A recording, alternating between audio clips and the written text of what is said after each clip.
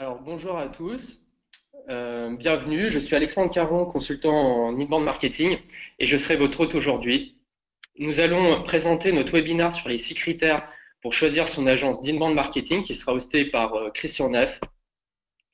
Pour information, vous aurez la possibilité de poser directement vos questions via l'onglet questions situé dans la partie droite de votre écran. J'essaierai de répondre à un maximum de vos questions. J'en sélectionnerai également quelques-unes pour les poser directement à Christian durant le webinaire. Si nous sommes pris par le temps, ne vous inquiétez pas, nous reviendrons vers vous avec des réponses à toutes vos questions.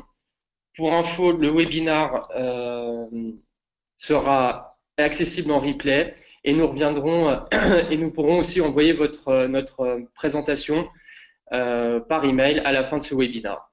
Et maintenant, je laisse la parole à Christian Neff. Merci Alexandre. Alors, juste pour présenter rapidement qui on est. Alors, chez Marketive, on est une agence d'inbound marketing spécialisée aussi en marketing automation. On existe depuis 2012. Alors, 2012, ce n'est pas très longtemps, hein, ça fait 4-5 ans maintenant. Donc, ça peut paraître récent, mais sur le territoire de l'inbound marketing et notamment en France, on est une agence qui est assez ancienne et assez expérimentée. Alors qu'aux États-Unis, finalement, on est sur une méthodologie qui existe depuis plutôt 2005, 2006, 2007, avec la création de sociétés comme Marketo ou HubSpot par exemple. Donc chez Marketive, on va retrouver tous les métiers de l'inbound marketing, soit du SEO, de la production de contenu, du développement, de la création, et on va accompagner des clients de secteurs variés, aujourd'hui principalement des startups, des entreprises du monde du logiciel, des industriels, des entreprises du conseil et des services, et on opère principalement aujourd'hui en B2B, c'est 80 à 90% de nos clients qui opèrent dans ce type d'activité.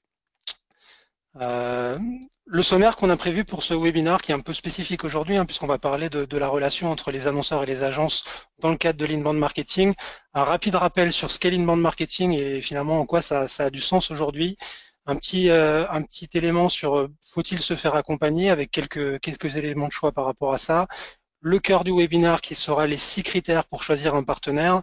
Et enfin, je vous donnerai également quelques conseils pour collaborer de manière efficace avec une agence dans le fait, vu que finalement, faire l'inbound marketing, bah, c'est pas quelque chose qu'on sous-traite complètement à une agence. C'est quelque chose sur lequel on peut se faire accompagner, mais il y a quelques règles pour que ça se passe bien et on essaiera de vous les donner aujourd'hui. Alors, let's go inbound. Pourquoi on fait de l'inbound marketing aujourd'hui? C'est parce que le monde a drastiquement changé au cours des 15 dernières années. Il y a de plus en plus de pression publicitaire, il y a de plus en plus de concurrence. Et finalement, avec toutes les horreurs qu'on a inventées entre le spam, l'email, le display, etc., etc., on est un peu face à une guerre de l'attention. C'est de plus en plus difficile de toucher des prospects avec des messages qui les intéressent. Et les acheteurs, les prospects, ont eux de leur côté des nouveaux outils également. Ils sont présents sur les moteurs de recherche, ils sont présents dans les réseaux sociaux et ils sont très autonomes dans leur cycle de vente, ce qui fait que les marques aujourd'hui ont besoin de se réinventer, ont besoin de revoir un petit peu leurs pratiques et de se concentrer davantage sur leurs prospects, sur les problèmes qu'ils rencontrent et de leur proposer une aide avant d'essayer de leur vendre des solutions à tout prix. Donc c'est vraiment un changement de paradigme dans lequel l'inbound marketing va complètement s'insérer en essayant de faire des inconnus, des visiteurs déjà sur un site internet, hein, donc créer une audience qualifiée, une audience qu'on va pouvoir convertir en lead, en prospect et grâce au marketing automation, à la segmentation, au scoring, convertir en client, voire en ambassadeur si les choses se passent bien. Donc c'est de nombreux outils à utiliser en parallèle. Certaines de vos entreprises les utilisent à coup sûr aujourd'hui. Hein. On parle de SEO, on parle de contenu, on parle de landing page, d'email, de CRM. Donc c'est des outils qui sont connus. L'inbound marketing propose de les utiliser ensemble et de les mettre en synergie. Donc c'est ce qu'on s'emploie à faire à l'agence sur une base quotidienne. Vous avez déjà commencé à faire ce genre de choses-là et demain vous allez certainement devoir accélérer. C'est plus de contenu, plus d'emails, de l'email plus ciblé, des campagnes AdWords qui vont aussi être un peu revues et de la présence sociale qui va aussi être mise au service de ce type de démarche. C'est aussi peut-être pour vous la première fois que vous allez implémenter une solution de marketing automation. Alors quel que soit l'éditeur, c'est peut-être aussi quelque chose sur lequel vous allez devoir monter en compétences, des nouvelles méthodes, des nouveaux outils sur lesquels vous allez devoir former vos équipes. Et tout cela aussi en prenant compte le fait que vos ressources ne sont pas illimitées, il va falloir prioriser vos choix, prioriser vos démarches pour aller de l'avant et aller dans le bon sens. Donc l'inbound, c'est complexe. Faut-il se faire accompagner? Donc c'est une question que vous vous posez peut-être, et si vous êtes là, et vous êtes là nombreux aujourd'hui sur ce sujet, c'est peut-être une question que vous vous êtes posée.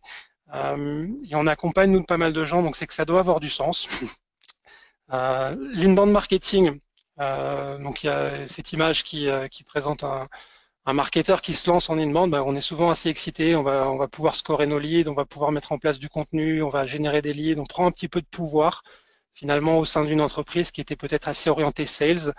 Donc on a libéré un budget, on va pouvoir avoir un outil et maintenant qu'est-ce qu'on fait? On a tendance à essayer de pousser 5 questions majeures sur ces thèmes qui peuvent vous orienter sur le fait de quel accompagnement je vais avoir besoin et est-ce que j'ai finalement aujourd'hui besoin de me reposer sur un partenaire en tout ou partie pour déployer ma stratégie inbound. Une première question qu'on peut se poser, c'est est-ce que mon équipe est compétente pour gérer nos campagnes inbound marketing? Une deuxième question, ça peut être est-ce que mon personnel est capable de supporter cette nouvelle charge de travail, parce qu'à nouvelle activité, on va devoir mettre en face de ça des ressources. Une troisième question qu'on peut se poser, c'est est-ce qu'un recrutement pourrait remplacer le travail d'une agence? Est-ce que aujourd'hui on a le recul nécessaire en interne pour faire évoluer notre stratégie d'inbound marketing? Est-ce qu'on a suffisamment d'expérience sur le sujet? Et un autre et dernier point qui pourrait être est-ce qu'on a en interne le background technique pour faire vivre et les outils et les méthodes autour de ce type de dispositif-là. Donc mon équipe est-elle compétente pour gérer nos campagnes d'inbound marketing? Forcément, le marché étant, on l'a vu tout à l'heure, assez récent, c'est assez rare de trouver dans les entreprises des vrais experts du métier, même s'il y en a de plus en plus, et notamment dans les startups. On va avoir des belles success stories avec des équipes de 5, 6, 7, 8 inbound marketeurs dans la même entreprise. Ça reste un cas qui est pas si courant. Aujourd'hui, on est sur des métiers qui sont nouveaux, on a besoin de former les équipes. Et là où un prestataire pourra vous aider, c'est aussi sur la vitesse de montée en compétences. Un prestataire a des équipes qui sont formées, qui sont expérimentées, qui peuvent vous faire gagner du temps au démarrage. L'objectif étant de rendre aussi vos équipes autonomes le plus rapidement possible pour qu'elles soient capables de faire vivre des landing pages, de mettre en place des emails, de mettre en place des workflows, de mettre en place des scénarios de marketing automation. La première fois qu'on le fait, c'est un peu compliqué. Ça peut être intéressant de se faire accompagner 1 ou 2 fois sur quelques campagnes, le temps de rapidement monter en compétences pour pouvoir être autonome sur ces sujets-là. Est-ce que vous êtes capable de supporter cette charge de travail-là? Si vous êtes tout seul, c'est pas évident. On est aujourd'hui sur des fois des entreprises qui sont des PME qui se lancent dans ce type de démarche-là. Produire du contenu, faire des emails, faire du SEO, faire de l'ajustement web, et tout ça au niveau de la même personne, ça existe, on l'a déjà vu, mais c'est compliqué. Donc ça demande une charge de travail qui est forte, notamment beaucoup de compétences aussi qui sont différentes et qui sont difficiles à rassembler dans une même personne. Donc posez-vous la question de est-ce que finalement une personne est capable de gérer ça et si vous n'allez pas devoir faire du recrutement pour gérer cette nouvelle charge de travail. Donc là, il peut y avoir un biais aussi au sein des entreprises, c'est que de temps en temps, elles ont un développeur, un rédacteur, un marketeur, et elles ont la sensation d'avoir finalement les compétences pour le faire. Donc elles ont effectivement les compétences, mais elles n'ont pas la bande passante pour gérer aussi cette nouvelle activité-là. Toutes ces personnes-là étant staffées sur des autres missions. Donc posez-vous cette question-là. Et est-ce que finalement un recrutement sera suffisant ou est-ce que finalement c'est 2, 3 compétences complémentaires que vous allez devoir chercher et c'est peut-être plus intéressant pour vous d'acheter une prestation sur une agence et qui va comprendre un panel de compétences variées avec des gens qui ont l'habitude de travailler ensemble et qui vont être directement opérationnels sur votre sujet. Et est-ce que le ratio finalement coût-productivité va être intéressant pour vous? Donc posez-vous cette question-là. Il y a un élément intéressant par rapport à ça également, c'est qu'une agence travaille pas que pour vous, elle travaille aussi sur d'autres sujets, dans d'autres verticales, dans d'autres métiers, avec d'autres clients. Et elle a aussi une idée assez claire de qu'est-ce qu'une bonne performance, qu'est-ce qu'une mauvaise performance, qu'est-ce qu'une performance moyenne. Elle peut aussi apporter à la table des nouvelles idées, transférer des bonnes pratiques, ce qui est difficile à faire quand on ne se fait pas du tout accompagner. Et on n'a pas forcément de recul sur autre chose que son projet à soi. On est un peu dans la tête dans le guidon avec notre équipe à nous. C'est intéressant à un moment de pouvoir échanger, même de manière assez épisodique ou sur du conseil de manière régulière, pour avoir ce regard extérieur et pouvoir se dire tiens finalement est-ce que ce que je fais Ça donne des résultats, mais est-ce que je peux pas faire mieux? Est-ce que je peux pas avoir un avis supplémentaire? Le dernier point concerne la maîtrise des outils. Alors, on va avoir des solutions comme Marketo, comme Eloqua, Pardot, HubSpot, etc., etc. C'est des outils qui, une fois qu'on les maîtrise, sont pas si complexes que ça. Mais démarrer dessus, ça peut être un petit peu confusant. Donc, c'est intéressant aussi de se reposer sur un partenaire qui va vous donner les bonnes pratiques, les bonnes astuces, les bonnes règles de nomenclature, les bonnes règles de fonctionnement pour vraiment exploiter ces outils-là et puis finalement pas vous retrouver dans le scénario où vous allez quitter Mailchimp pour HubSpot et finalement continuer à faire uniquement des newsletters avec un outil qui vous coûtera 10 fois plus cher. True story. Donc essayez quand même de vraiment monter vite en compétences, de vous former et soyez vraiment posez-vous cette question-là. Est-ce que je mériterais pas finalement d'avoir un partenaire qui va m'aider dans l'implémentation et dans la formation de mes équipes sur ce type d'outil-là? Oui, Christian, je me permets de te couper parce que nous avons une nouvelle question là. Quelle charge de travail représente une campagne d'inbound marketing? Alors Alexandre, ça va être très variable, ça va dépendre de la spécificité du marché. Est-ce que c'est un marché où on a besoin de faire beaucoup d'évangélisation? Est-ce que c'est un marché où on a beaucoup de concurrents? Il y a des secteurs où l'inbound marketing marche plus ou moins bien. On a parlé plutôt de start-up, on a parlé d'entreprises technologiques, de software. Donc ça, c'est des domaines où l'inbound marketing marche très bien. On a aujourd'hui des clients qui vont générer 40, 50, 60% de leur lead en inbound marketing. Donc, étant donné le côté stratégique que revêt cette activité-là, on va y mettre beaucoup de ressources parce qu'il y a de la concurrence, il faut être présent. On va produire peut-être un article de blog tous les jours ou tous les 2 jours. On va produire une campagne tous les mois avec quelques ressources téléchargeables, avec un webinar, avec une demande de démo spécifique. Donc tout ça, c'est des assets qu'il faut créer, il faut les motoriser et ça peut représenter un plein temps, un mi-temps, ça dépend vraiment de l'énergie qu'on veut y mettre. Et comme je disais plus tôt, on a vu des configurations avec 6-7 inbound marketeurs à plein temps. Et entre les deux, il y a le curseur, on peut le mettre là où finalement on souhaite réussir et selon les objectifs aussi qu'on se donne.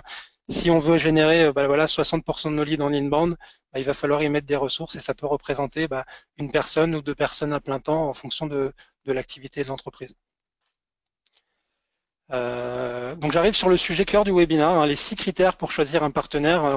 On a longtemps réfléchi avec l'équipe sur qu'est-ce qui faisait que on pouvait être meilleur et mieux au service de nos clients aussi. Et on a identifié 6 points qui nous paraissent intéressants du point de vue de nos clients. C'est l'expérience dont ils peuvent bénéficier avec un partenaire de qualité. C'est aussi intéressant pour vous de vous intéresser au retour des clients et aux références. C'est intéressant de voir la qualité et la pluridisciplinarité des équipes. Tous les prestataires ne se valent pas, même s'ils peuvent se ressembler. Qu'est-ce qu'ils ont comme type de profil en interne? Qu'est-ce qu'ils ont comme processus et comme méthode de production? Quelle est aujourd'hui leur connaissance des outils de marketing automation? Il y en a plusieurs.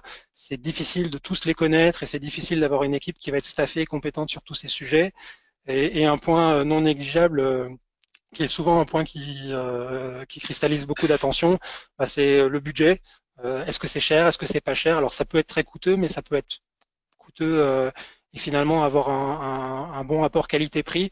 Donc c'est important de comparer des choses qui sont comparables.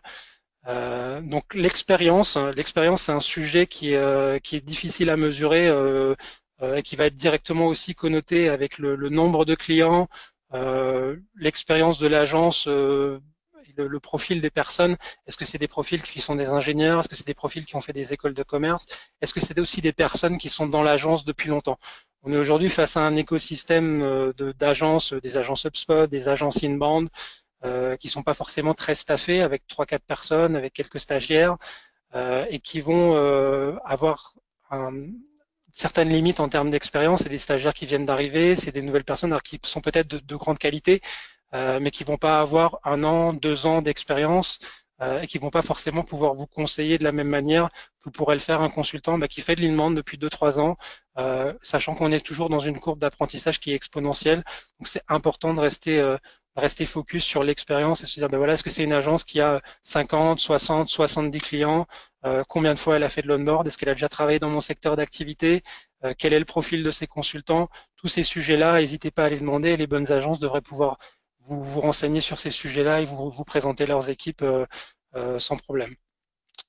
Donc tous ces sujets-là sont aussi importants dans le sens où l'inbound marketing, quand on démarre, et parfois on démarre de pas grand-chose, hein, on est obligé de générer de l'audience, de générer de la conversion. On fait beaucoup d'hypothèses et on va quand même se baser beaucoup sur les échanges qu'on va avoir avec nos clients pour définir des buyers persona, pour définir des cycles de vente, définir des contenus premium. Et plus on a d'expérience là-dedans, on voit vraiment que nous, aujourd'hui, avec le recul, les campagnes qu'on était capable de mettre en place 4 ans en arrière, 3 ans en arrière, n'ont rien à voir avec ce qu'on est capable de proposer aujourd'hui. Donc cette montée en expérience et cette montée en compétence, on la vit au quotidien et on se rend bien compte que plus on fait de choses, et plus dès qu'on a une bonne idée, on va pouvoir être capable de la dupliquer, de la répliquer sur l'ensemble de notre pool de clients. Donc plus on a de volume, plus finalement la qualité de la prestation devrait normalement aussi être tirée vers le haut. Les retours des clients et les références. Donc normalement, les agences qui sont expérimentées doivent avoir un certain nombre de clients dans plusieurs secteurs d'activité. Essayez de regarder avec qui ils ont travaillé. Essayez de regarder aussi de vous mettre à la place des prospects des clients de l'agence et de vivre un petit peu l'expérience qu'ils ont mis en place. Essayez de regarder les landing pages qu'ils ont fait, les contenus qu'ils ont produits, le type de CTA, le type de site web qu'ils ont pu développer. Et dites-vous si finalement la qualité du travail qui a été fourni en termes de design, en termes d'interface, en termes de finition, elle est à hauteur de ce que vous voudriez proposer à vos clients. Ça peut être un bon point de départ. Et normalement, vous devriez aussi être capable de discuter avec ces clients-là, d'avoir un retour sur expérience. Donc généralement, quand une agence va vous transférer des références, c'est des gens à qui ça s'est bien passé. Donc au-delà du fait que effectivement les gens vont avoir un bon retour, posez-leur des questions sur vous. Quelle est votre vision de la collaboration, sur les points de détail qui sont importants pour vous en termes de process, en termes de vision ROI, en termes de conseils, en termes de réactivité, en termes de disponibilité. Donc tous ces éléments qui pour vous définissent une bonne collaboration, essayez de voir si vous les retrouvez auprès de ces clients, auprès de ces clients référents et voyez si ces campagnes-là, en plus d'être belles, ont eu aussi des résultats en termes de trafic, en termes de SEO, en termes de clients et si l'agence a pu être force de proposition par rapport à tout ça. Donc l'inbound marketing, c'est une affaire de process et de technologie, mais c'est aussi une affaire de personnes. Donc c'est aussi une question là où on va rentrer dans un sujet par rapport au fit. Est-ce que vous avez envie de travailler avec ces gens? Est-ce que vous partagez des valeurs? Est-ce que vous partagez une certaine forme de culture? Donc c'est important pour vous de vraiment sonder l'agence et d'aller les voir et de prendre le temps d'analyser de manière holistique l'ensemble de ces éléments-là. Une équipe aujourd'hui comme à l'agence Marketing, on a 5 à 6 profils différents en fonction des campagnes qu'on va mettre en place. On va avoir des consultants qui sont assez 360 et qui sont l'interlocuteur clé du client. Donc c'est eux qui vont avoir la vision assez top of mind du projet, donc le product owner côté agence. Et c'est important pour nous d'avoir aussi du côté client un product owner, donc quelqu'un qui va être capable de coordonner le dispositif, d'obtenir des validations et vraiment d'être investi dans le projet à hauteur d'une journée et demie par semaine pour vraiment bien coordonner le dispositif. On va avoir des graphistes donc qui ont vraiment cette touche créative, qui vont être capables de faire les contenus premium, qui vont être capables de faire les CTA, qui vont être capables de faire des maquettes pour des pages web. On va avoir des designers, des développeurs, donc des gens qui vont coder les landing pages, qui vont créer des vrais templates personnalisés, qui vont être capables vraiment de créer des pages web et de faire en sorte que le code soit efficace d'un point de vue mobilité, qu'il soit efficace d'un point de vue expérience utilisateur, qu'il soit efficace d'un point de vue référencement. Et une étape importante également va être la production de contenu, alors que ce soit de la création vidéo. Chez Marketing, aujourd'hui, on a un studio vidéo, on va avoir des rédacteurs, on va avoir des gens qui vont faire des infographies, donc tous les assets qu'on va pouvoir mettre dans les campagnes et qui vont faire en sorte que ce soit un succès. Sans contenu, on va pas aller très loin, donc c'est important qu'on ait la bonne qualité de contenu, la bonne fréquence, de manière à réussir ce projet-là. Donc ça, c'est vraiment important pour vous d'aller voir si l'agence elle a toutes ces compétences-là et si elle est capable de les mettre au service de manière unifiée dans un projet. Si vous avez en interne certaines de ces compétences-là, voyez si elles sont effectivement disponibles et voyez si c'est possible de les mettre au service de ça. Si vous avez un développeur mais qu'il n'est pas disponible, il ne pourra pas beaucoup vous aider. Ça va mettre des grosses deadlines à chaque incrément du projet et ça risque de pénaliser à la fin des fins le dispositif. Donc essayez de vraiment vous intéresser à ça. Les processus, les méthodes et la capacité de production. Alors ça, c'est pas évident à mesurer, surtout quand on est en phase de sélection d'un prestataire, essayer de voir qu'est-ce qui est proposé en termes d'onboard, en termes de dispositif, en termes de calendrier dans le projet qui vous est proposé. Essayez de voir si vous avez des questions qui vous sont posées, qui sont discriminantes au démarrage, du type voilà, comment ça va se passer, est-ce qu'il y a un calendrier qui est en place, est-ce qu'il y a des outils de collaboration aussi qui vont être mis en place. Nous, on utilise par exemple en agence des outils comme Trello qui vont permettre de mettre des tâches aux différentes personnes du projet et qui nous permettent, nous, de ne pas perdre de temps, aussi de ne pas faire perdre de temps à nos clients. Ils n'ont pas besoin de fouiller dans les fichiers, qu'ils aient directement le point de validation dont ils ont besoin, qu'ils puissent nous répondre assez pragmatiquement et assez rapidement à tous les éléments sur lesquels on est censé les solliciter et les questions qu'on a à leur poser. Donc ça, c'est un élément qui est important. Et essayez vraiment de vous concentrer sur tous ces éléments-là. Qu'est-ce qui va être fait dans le kick-off? Qu'est-ce qui va être fait dans l'implémentation technique? Comment va se dérouler les campagnes? Et quel type de meetings vont être mis en place régulièrement à la journée, à la semaine, au mois, au trimestre, pour faire en sorte que ce projet-là, d'un point de vue opérationnel, il s'enchaîne, donc que les livrables soient présents et que d'un point de vue global, les résultats aussi soient suivis et qu'ils soient au rendez-vous. Christian, j'ai une nouvelle question sur les budgets. Quels sont les budgets habituels pour mettre en place une campagne d'inbound marketing? Alors, les budgets vont être assez variables. Encore une fois, ça va dépendre. Mais est-ce que le périmètre, c'est un périmètre national? Est-ce que c'est un périmètre international? Est-ce qu'il y a plusieurs filiales au sein de l'entreprise qui vont être impliquées par ça?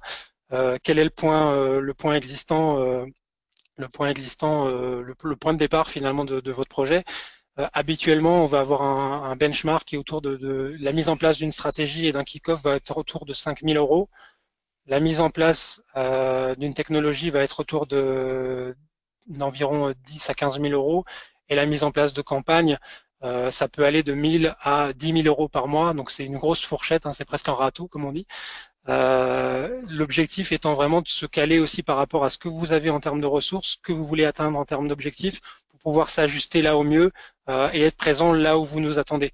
Donc c'est difficile de répondre sur un budget, mais généralement quelqu'un qui va avoir une démarche globale va être présent sur, il va falloir compter un budget qui va être entre 10 et jusqu'à 100 000 euros par an, avec des médianes sur des projets complets qui vont être à 30, 40 000 euros par an.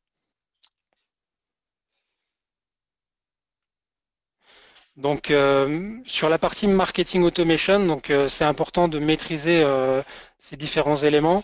C'est important de vous intéresser aux agences qui connaissent la technologie que vous avez envie d'utiliser. Il y en a un certain nombre. Hein. On parle aujourd'hui de Pardot, de Marketo, d'UpSpot.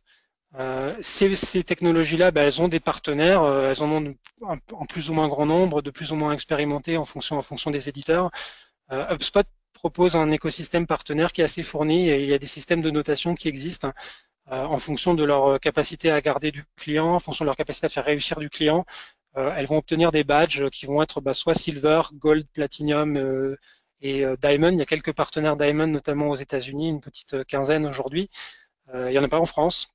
Aujourd'hui en France, Marketive est la seule agence Platinum depuis l'été dernier.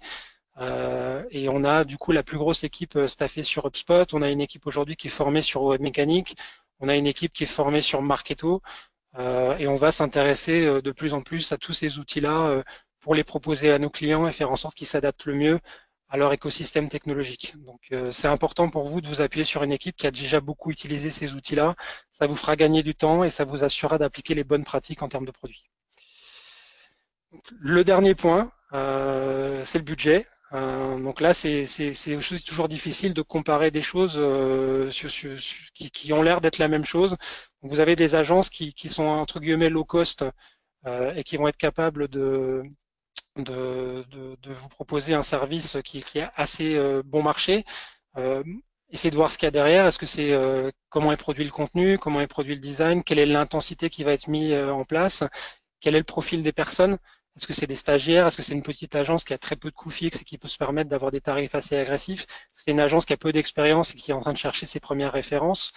Ou est-ce que vous voulez plutôt travailler et tenter un peu ce parti pris-là, ou plutôt travailler avec une agence expérimentée qui a des consultants qui sont expérimentés, qui ont un certain coût, qui ont un certain niveau de certification et de maîtrise et qui pourront vous accompagner sur une vision globale qualitative mais qui représentera aussi du coup un investissement sûrement plus important. Essayez de comparer du coup des choses comparables et mesurez aussi vous l'ambition que vous êtes prêt à mettre dans ce projet-là. Est-ce que vous allez y mettre 20 000 euros et que vous allez avoir des ressources en interne qui vont être compétentes pour prendre le projet? Est-ce que vous allez plutôt sous-traiter beaucoup et plutôt mettre quelque chose comme 60, 70, 80 000 euros à l'année, mais être très peu présent dans la démarche? Tout dépend aujourd'hui de votre projet, de votre structure interne, de vos objectifs et à la fin des fins de vos ressources. On a pu accompagner avec des budgets assez faibles, autour de 10 à 15 000 euros, des entreprises qui avaient du staff en interne, mais qui avaient besoin d'être onboardées sur de la technologie, d'avoir les bonnes méthodes, la bonne formation, pour pouvoir derrière, à budget maîtrisé, lancer une campagne qui fonctionnait bien. Donc ça, c'est les 6 critères qu'on vous propose de regarder pour comparer les agences et pour les sélectionner.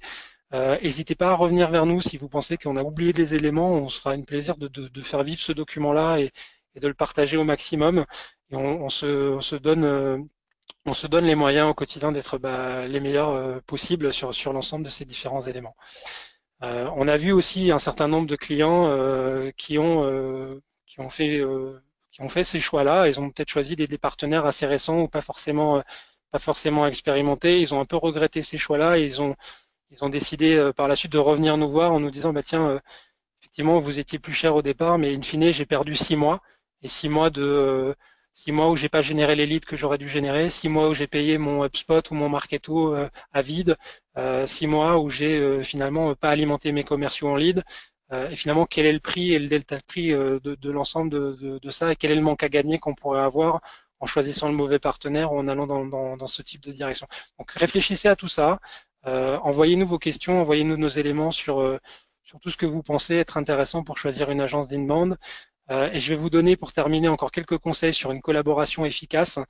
Ce qui me semble important aujourd'hui, et on l'a vécu parce qu'on a eu des projets qui se sont très bien passés, on a des projets qui sont bien passés, et puis on a des projets où malheureusement le résultat n'était pas forcément à la hauteur de ce qu'on aurait pu attendre de part et d'autre, parce que des fois on n'a pas l'investissement aussi du client sur ces sujets-là. Donc rappelez-vous que même si vous sous-traitez une grosse partie de votre campagne inbound, vous faites aussi partie de cette équipe-là. Vous devez être disponible pour alimenter en insight l'agence, vous devez être disponible pour valider ce qu'ils produisent, vous devez être disponible pour les challenger, vous devez être disponible pour leur apporter de la data, pour les mettre en relation avec les bonnes personnes au sein de l'entreprise. Et si vous accomplissez pas cette mission-là, vous avez beau avoir la meilleure agence du monde, on va pas avancer. Essayez de mettre en place des meetings réguliers. Ce qu'on essaie de faire, c'est des meetings, par exemple, hebdomadaires sur la partie opérationnelle, des meetings mensuels sur la partie plutôt sales, alignement, des meetings trimestriels plutôt sur la partie résultats, KPI et comment je vais revoir l'ensemble de mes campagnes et mes objectifs. Donc soyez rigoureux sur les validations, les timelines, proposez des objectifs et faites-vous challenger sur des objectifs avec une agence de manière à savoir où on va. Ça ne veut pas dire qu'on va atteindre systématiquement tous nos objectifs. Parfois, on va les exploser. Parfois, on va être un peu en dessous. L'avantage d'un objectif, c'est de s'assurer aussi qu'on est en permanence en ligne avec des objectifs qui sont business. Donc, de ne pas faire en sorte qu'on a une stratégie, une bande marketing qui est complètement décorrélée aujourd'hui de ce qui est représentatif pour l'entreprise. Ça sert à rien de générer 10 leads si aujourd'hui vous en faut 1000. Donc, partagez avec vos agences des objectifs qui sont spécifiques, mesurables et atteignables et essayez de mettre en place une routine de collaboration pour tenir ça dans le temps. Ça sert à rien que vous soyez surstaffé au départ et que vous n'arriviez pas à tenir le rythme. C'est important de mettre en place quelque chose qui est confortable pour vous, confortable pour votre agence, en ligne avec vos objectifs et en ligne avec votre budget. Et ce qu'on vous conseille aussi, c'est d'utiliser des outils, nous c'est ce qu'on propose dans toutes nos collaborations clients, c'est d'utiliser des technos comme Trello ou Basecamp, ce genre d'outils-là, de manière à lister l'ensemble des tâches, d'autant plus qu'on va être nombreux à travailler dessus. Il y aura peut-être des commerciaux à vous qui vont être impliqués, des marketeurs de votre côté, des designers, des développeurs, des chefs de projet d'une autre. C'est important du coup qu'on mette en place toutes ces tâches-là dans un tableau, toutes les idées qu'on a, et que chacun récupère ses tâches en temps et en heure avec des deadlines et soit au rendez-vous au moment où il faut mettre en place des actions. Donc cet outil-là, il est gratuit, il est super. Et n'hésitez pas à le mettre en place aujourd'hui, même pour gérer votre activité marketing en interne, et vous verrez que ça devrait beaucoup vous aider. Donc j'arrive à la fin de ce webinar. N'hésitez pas à vous inscrire, à nous envoyer déjà toutes les questions que vous avez sur ce webinar-là, à télécharger tous nos ressources sur les sujets. On a écrit pas mal d'articles de blog pour développer ces différents thèmes. Donc on sera ravis de les faire évoluer si vous avez des choses à nous apporter.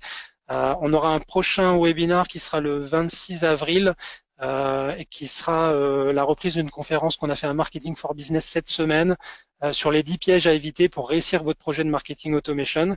Donc c'est un sujet qui avait beaucoup intéressé. On a eu plusieurs vraiment beaucoup de participants et beaucoup de questions. C'est un sujet d'actualité. C'est souvent un sujet qui est même peut-être un peu amont par rapport au fait de mettre en place une stratégie inbound marketing où on va avoir de la génération de trafic avec tous les canaux qu'on va intégrer dans une logique de marketing automation par la suite. C'est un projet qui est structurant, qui fait appel à la sales et au marketing en même temps. Et c'est un bon point de départ avant d'imaginer même de générer du trafic. C'est déjà de faire en sorte que toute votre organisation commerciale et marketing est bien cadrée. Voilà, je vous remercie pour votre présence à ce webinaire et je vous dis à très très bientôt pour un prochain webinar, pour échanger avec nous, échanger avec l'agence et puis faire de beaux projets inbound. À très bientôt.